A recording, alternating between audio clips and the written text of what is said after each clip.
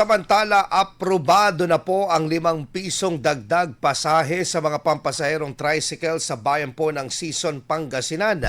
Matapos po yan, naaprubahan ang petisyon ng mga tsuper dahil sa kawalan umano ng kita.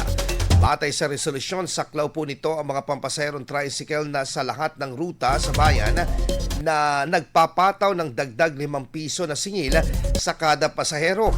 Ayon sa ulat, nagmula ang panukala sa mga petisyon ng iba't ibang Tricycle Operators and Drivers Association or TODA sa nasabing bayan dahil tumataas rin umano ang kanilang gastusin kasabay ng pagtaas ng presyo ng langis na nakakaapekto sa kanilang arawang kita.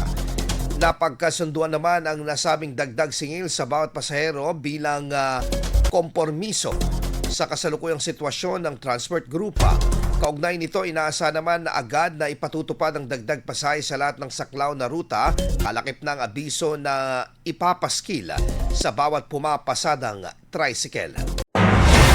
IFM News. IFM News.